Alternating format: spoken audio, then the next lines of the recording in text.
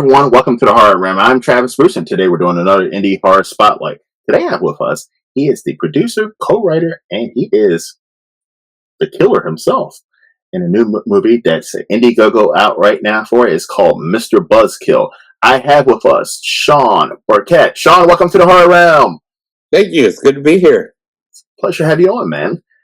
Tell us a little bit about Mr. Buzzkill. Mr. Buzzkill is definitely a love letter to 80s horror. It's, take a little bit of Texas Chainsaw Massacre, which I know is before 80s, but take a little bit of that, take a little bit of this, and it's very fun, but it is very bloody and brutal at the same time. Now, what gave you the inspiration for the story? This started out as a short film that Rob Collins made, and he at one point wanted to develop it into a full script, and he had these ideas, and me and him sat down and just started throwing out ideas and things and started writing it, and it just has grown from there. Now, when you were writing this story, is this your first time writing? No. I guess if anybody would know me, I wrote and directed the Don't Fuck in the Woods movies. Oh, I know those movies. So, yeah. Okay. So, I will be reviewing Don't Fuck in the Woods on a very soon Tuesday, by the way. So, okay. Yes. So is it? So, what are some of the challenges to being a co-writing with another writer and coming up with a story? What are some challenges in that, and what are some benefits? Honestly, I've written scripts by myself, and I've now written several with different people. Honestly, in the beginning, it was one of those things to where it was, I felt like my idea was the best idea, so I was just going to write it alone. But then, growing, and after doing this for like 13 years now, it's just sometimes I need to get out of my way because it is about making what's best, like what we can, because a lot of times we write with a budget in mind. Mm-hmm. Because we don't want to write a script that we know we have no way of funding or producing. Yeah. So, honestly, there's more positives as far as I'm concerned for me writing with other people. The last 3 films that I've done were with co-writers, and it's amazing, because me as a writer, I like to bounce things off of people in general, whether it's my roommate or my kids even. I really like that engagement, I guess. So when it comes to having a co-writer, nowadays we can do a video call, we can, email or whatever, and it's neat, honestly, and it makes things go faster. I can imagine because just collaborating. I wish I had someone to collaborate with, but I can imagine that the teamwork to bounce each other off. Well, also too, you also have someone to hold you accountable. Right, Sean, what the fuck are you talking about? We can't fucking do that. Like that to have that. Must be awesome. Yeah, it is, and sometimes that does happen on a script. Me and a friend just wrote. He had somebody's head going through a railing to stairs, mm-hmm. and then a guy jumping over the railing and stomping on the guy's head as he's going down. And I just looked at him. I was like, "This isn't fucking John Wick. This is a horror movie about a home invasion, and this guy is ill prepared, and you've got him jumping over this." No, I was like, no, what are you thinking? And he's just like, well, it'd be real cool and real gory. And I'm like, that's true, but also, that's at least like a $2,000 shot. Yeah. So it's like, that's not what we're trying to do. But do you think right now, I mean, you bring up John Wick.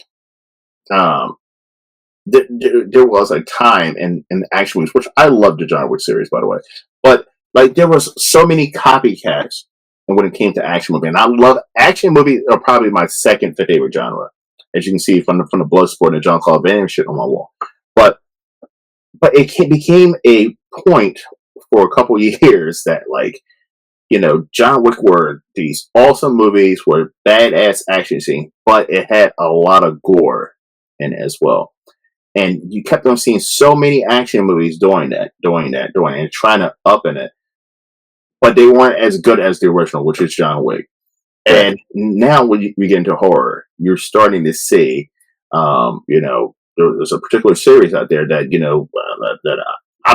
this is going to be the first video that I'm not going to talk about them, but this is, but they have up in the game when it comes to gore. And do you think that's what every horror filmmaker right now is? I got to be the next them. I feel like a lot of people feel like they need to compete with that. As far as the indie horror scene goes. Because I feel like I know what you're talking about. Yes. So it's just well, at that point, yeah, I know several directors who have literally worked themselves into a like anxiety-ridden frenzy because of they feel like they need to compete, like, and there's a multitude of things that I guess a lot of people don't understand about the independent film industry. What they are doing is something completely different, and it's, from what I understand, majorly based on money. Like, they have the money because right now, I can tell you, because I've talked to theaters, I can have a run at theaters, do every theater, say AMC here in Ohio, for 3 days, but that's going to cost me $1,500 a day per theater,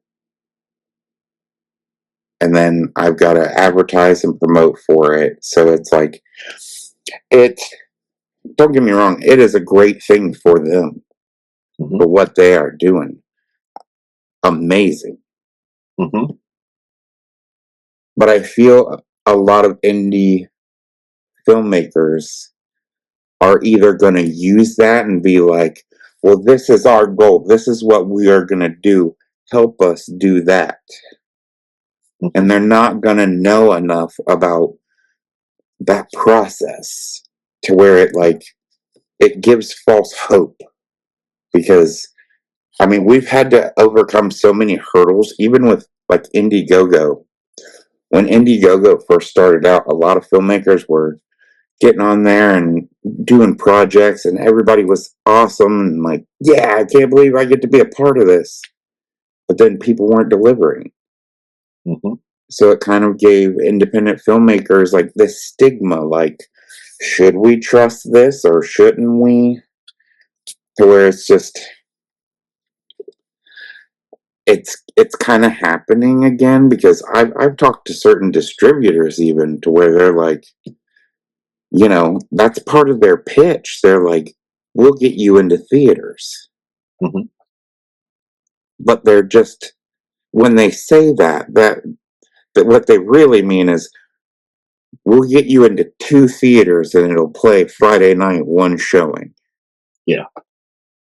Like, I know someone who went through that, and that's what happened to them. So it's just, it is a great thing for the people making those films, but other people are like taking advantage or trying to mimic or mock what they've done. Because even that series, right? I saw the third one in the movie theaters, and it was. And I'm a huge theater person. I love going to see movies in the theaters, as they should be. But especially when it comes to horror, I'm a early morning matinee on a Wednesday at fucking 1:00 when there's not a bunch of teenagers talking and shit. You know what I mean? And even like in Baltimore, right? Number one, to find a theater that was showing that movie was tough. But the ones that were showing it was showing a 7:00 and a 10:00 showing. That was it. There was no day showings. So like, yeah, and I just think I'm in my mind like, wow, that movie did so great with only that limited amount of showing, and at those times of night too, you know. And imagine if they would have got what Abigail, you know what I mean? They were showing at a 1:00, Right. 2:00, 3:00, 4:00, you know, all the way down, gave people a variety of times, and we're showing it every theater. But my thing is I talk to so many indie filmmakers. I see the posts and this and that, and it's Damien Leone can do it, so I can do it. And like, no, like you don't know what Damien Leone did. I know what Damien Leone did because I say to my videos all the time. I saw exactly. God knows how many years ago I saw it. I was going to horror conventions all throughout the country. I saw what they did marketing wise, and it took money, time, and effort, and like losing money to become what it is. And like I don't think most indie filmmakers, I don't think they have the time, the patience, and the money to do that. And it's a hardcore marketing campaign. And it is hopping on a plane every weekend and being in a different horror convention in little small towns that you never even fucking heard of. Right. Most indie filmmakers are not going to go through that extent. So if you're saying, "Oh my goodness, I want to be like those guys," you got to figure out what exactly did they do, and you got to make sacrifices to do that. Yeah. I mean, I know so many filmmakers who, you know, they'll spend all this money to make their movie, and their movie will look amazing. But then they don't there's not enough follow through, because I agree. Like, to get your film out and about, what those guys did with Terrifier, I mean, from when Terrifier came out to when they announced Terrifier 2, that was like, I feel like 2 years that I saw them every weekend. They were at a different convention, and they were just promoting. And I saw them at a very tiny convention in Lexington, Kentucky. I mean, there may have been 3,000 people there the whole weekend. And they were still great. They were happy to be there. I saw them at a bingo hall. I'm being dead serious. I saw them at a bingo hall convention that smelled like ass throughout it, and it might have been 100 people there, and they were there. They were there. Art the Clown was there, standing there looking creepy, and like I saw them so many times that I was like, "What the fuck is that? What is Terrifier? Who is that? What's that clown?" And guess what happened? I wound up buying the fucking DVD.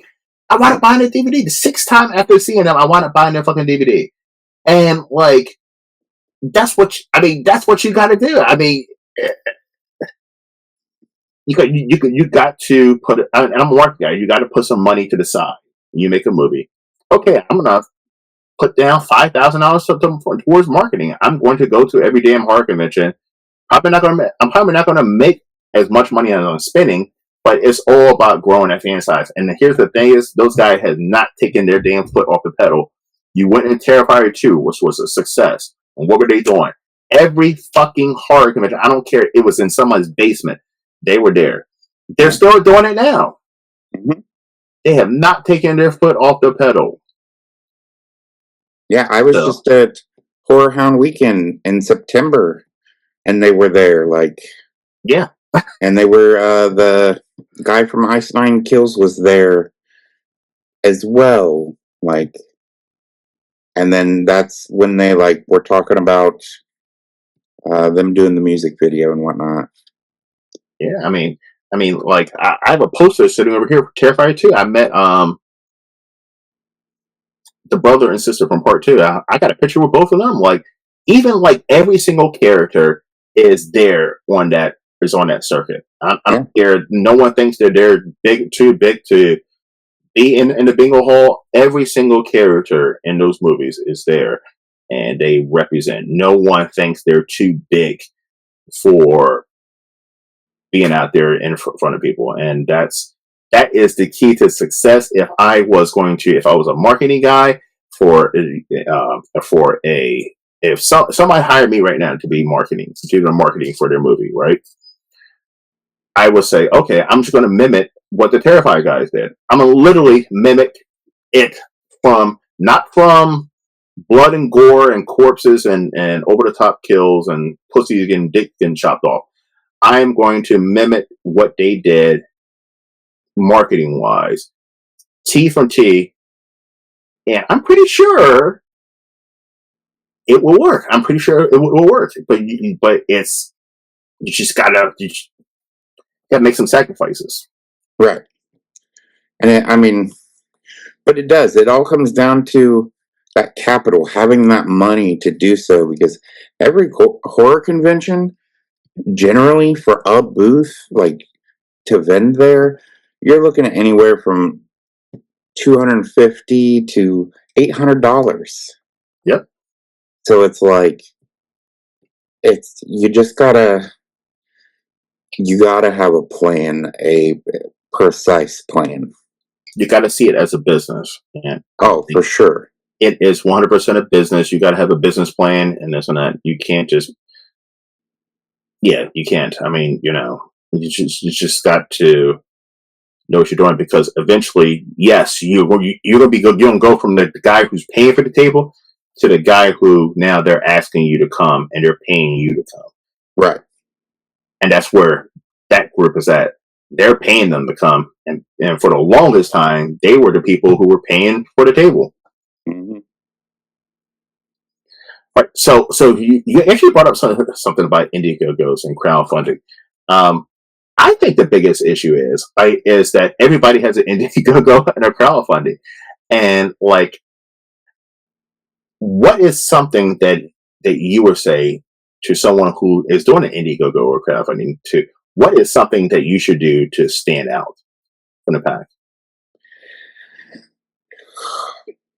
I mean, I used to like create Indiegogos for people Hmm. to help them a little bit. So it's like between having actual artwork and actual information on your page, I mean, that's a huge plus. I know most people are worried about having a video like on like the intro video or whatever that you click. What's crazy is that okay, so one of the campaigns that we wrote, we were able to raise $24,000 for. We looked at the video and how many plays it got. There were over 2,000 visitors who visited the page, but there were a total of 72 video watches. So it used to be about having a proof of concept and having that video, like that got people hooked. Mm-hmm. But anymore, I mean, literally 72 people out of the 2,000 that visited. I mean, those numbers, it's like, so having that proof of concept video isn't really needed. Because I know a lot of people will try to get investors to get like $2 or $3 grand together just to make that proof of concept video. It's not needed anymore. Like, I would say, don't worry about that. Worry about having a video of some sort that you can put on the page to where, A, you are showing excitement. If you're not excited about it, nobody else is going to be excited about it. Yeah. Like, you got to know, you don't necessarily need to know how to talk to people, but you got to understand that, well, nobody wants to see a video where somebody talks like this when they're asking for like $20,000, because it's not engaging. You're like, Yeah. oh my god, I'm in school, just shut this off. Mm-hmm. Like, just, so it's like, I try to be like,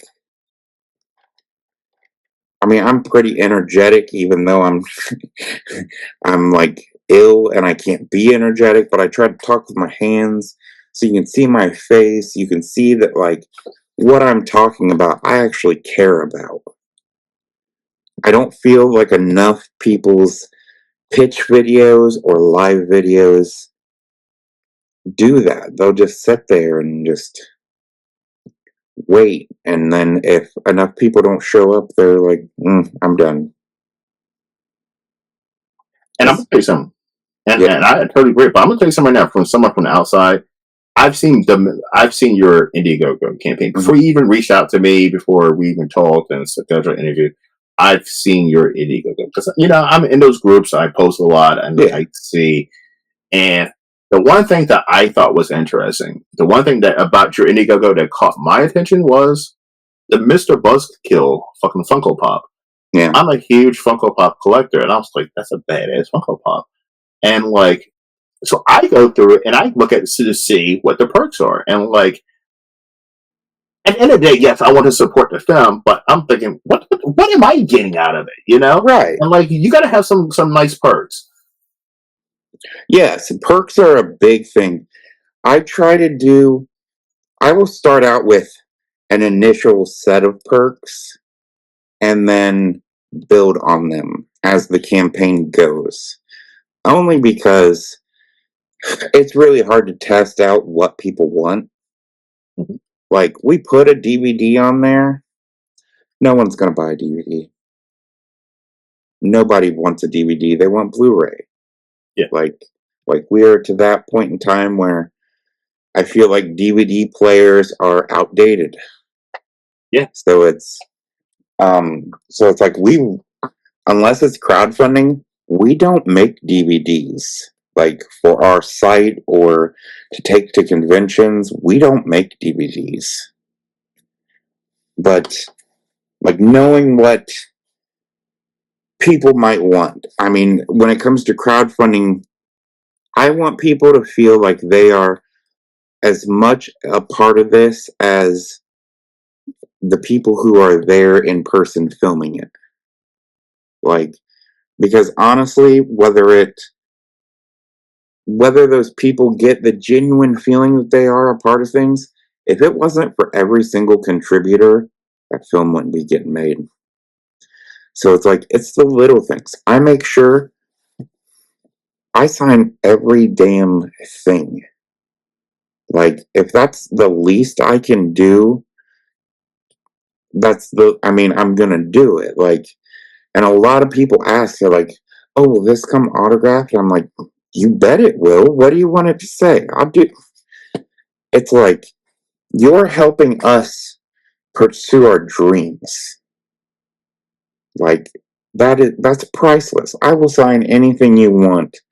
I mean, sometimes we even like do personalized videos for people, like, and send it like, thank you so much for contributing. Like, so it's like, one of the things we've been doing is like that. Cool. I like that. Like, I this like is that. a mold of one of the saw blades from the film. So it's like, this is like personalized. But a lot of times you got to think outside the box on what people might want, because people are unpredictable as well. and I totally agree because we got to the point right now. Listen, the economy is not fucking great right now, and people are very selective on where they're going to toss their extra money. Yeah. So, like, you have to have something. Your perks have to stand out. Mm-hmm. I know for me, right? Man, tons of stuff here. I mean, like, by the way, Phil Herman, Jacker Part 3. This is a coffee mug. I like drinking coffee. So, like, I'm like, oh, well, I get a damn coffee mug. And like, it's like you have to kind of know. I like posters, but listen, I don't collect posters anymore. I don't have room for any posters. I don't have no wall space. Posters are nice, but like, you get to a point where I'm 42 years old. Where am I going to put a whole bunch of damn posters at? Right. So, like, you got to definitely have other things there to catch people attention that make you stand out from everyone else. Yeah. So, I mean, that's a hard thing to navigate. I've spent so many hours searching the internet, like, what are some promotional items? Because, every perk needs to cost so much money. That way, we know what it's going to cost to make the perk, what it's going to cost to ship the perk, and then what part of that we can actually put towards the film. Because a lot of the times, most of the perks, like, you're about 50-50. Yeah. Like, it's not like a huge amount of money that we're making off of each perk. So, unfortunately, like, man, I'm not gonna lie, for me to charge $35 for a Blu-ray, for me, I'm like, I wouldn't pay that. Like, it's like, well, I guess it is signed by, like, the entire cast, so that's cool. Mm-hmm. It does have a lot of bonus features, so that's a plus. But it's just, you're right. I mean, it's a weird day and age, and it's like $35 to some might as well be $1,000 to others. Yeah, I agree. Now, when it comes to Mr. Buzzkill, you're saying it's going to be a gory mess. What do we talk about, Sean, when it says gory mess? Are we talking about low, medium, or are we talking about the clown? I haven't seen the third one, but I will say it's a happy medium between the first one and the second one. Okay, I can do that. So I like that. It's not over the top. I don't. I personally, I can't do over the top. At that point, I feel it's kind of schlocky, like early '90s, like B movies that were just blood, like spraying. Yeah. It was just so red. It didn't look like blood. It's like, why is that guy getting hit with Kool-Aid? Yeah. And it took me out of it. So we have spent time and effort. The effects guys made this. They call it the Gorgon 3000. I love that. And it's a mixture of PVC tubing, a liter jug on the no, my bad. A 5-liter jug on the top. So basically, they put blood and chunks of stuff, and like, just, it's nasty. They put it in the top of this gun, kind of loading it like a paintball gun. Mm-hmm. And then they turn on a shop vac. They hit a button. So it releases everything into the tube, and the shop vac just blows it everywhere. If you've seen Don't Fuck in the Woods 2, we used that. Oh wow, that's funny. We used that and the saw in Mr. Buzzkill in Don't Fuck in the Woods 2. a guy like brings the saw down on someone's head in Don't Fuck in the Woods 2, and he just gets sprayed with the gore gun. I love that. It was to the point where when he got up, there was a building maybe a foot behind him. There was a silhouette of him, like, because it just sprayed everywhere, and it was just chunky. See, I love gore, right? I love gore, but it has to add to the story. You know, what I mean, I don't like movies where there's just gore for no, just be gore, and gore is there's no story. Or I don't like movies where there's no story; it's just gore. You know, Right. so I need some backstory. Are we going to establish a backstory about who Mr. Buzzkill is? There is why he's killing people. There is so much backstory to this, but it's not backstory that you're like, I didn't need to know that part. Like, it's not like mindless backstory. It's like we don't go as deep as you need to know how his teachers treated him in school. It's not that deep. It's all rooted in this kid's family treated him like crap. They locked him in a garage whenever they had to leave or didn't want to deal with him, or he was just being a dick. And occasionally he got beat. And it got to the point that when his mom passes away, he snaps. One time when his brother locks him in this garage, and in the garage he finds a mask that his mom had, because his mom was huge into Halloween, and it's like that was kind of their connection. So he puts on this mask, and it's kind of like he feels like I'm untouchable. Like everything around him just kind of drowns out, and it's like he's almost like at peace. But his father then comes in and like basically interrupts him in a drunken rage, and he kills him, like, with this saw. And that's basically what starts it, because this spans from 1998 to now, and it hits several different points throughout, because we've been filming this since 2020. So the kid who plays the young version of Mr. Buzzkill, when he started, he was 12, and now he's 15, almost 16. So we've been able to shoot. We've been able to shoot with him over the years. So you see him get bigger, get older. Like, we put some time into it. Not that it was planned to be that way. Yeah. But I mean, the pandemic kind of screwed everyone up. It really did. So, but we made the best of it.